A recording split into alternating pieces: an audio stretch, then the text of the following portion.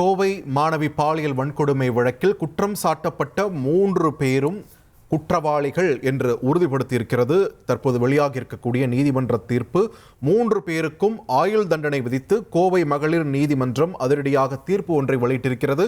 இதனை முக்கிய செய்தியாக பார்க்கிறோம். கூடுதல் விவரங்களோடு இணைகிறார் எமது செய்தியாளர் பாரதிராஜா. தீர்ப்பின் விவரங்கள் என்ன, விரிவா சொல்லுங்க.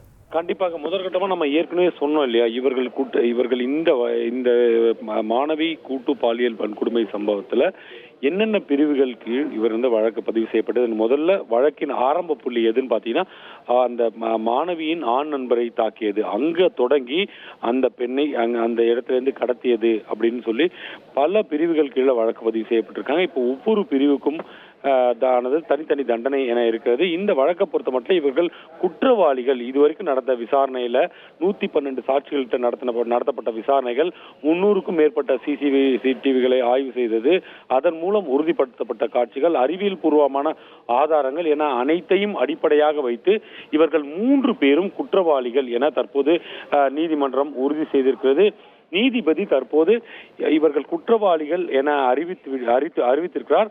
தண்டனை விவரங்களை வாசித்து வருகிறார். அது படிப்படியாக, என்றால் இந்த ஒவ்வொரு பிரிவுக்கும் ஒரு தண்டனை இருக்கு. கிட்டத்தட்ட அவங்க மேல 12 பிரிவுகளுக்கு மேல் வழக்கு பதிவு செய்யப்பட்டிருக்கிறது. இந்த 12 பிரிவுகளுக்கும் தனித்தனி தண்டனை விவரங்கள் உள்ளன.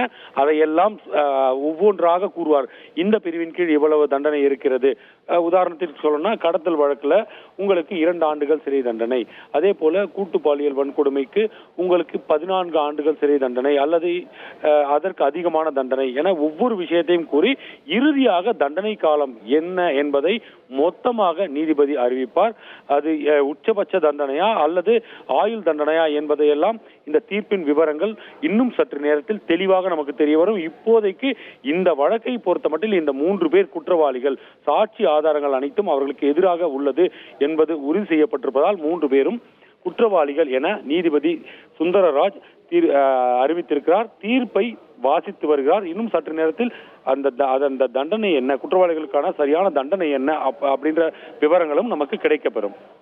நன்றி பாரதிராஜா, உங்கள் விரிவான தகவல்களுக்கு.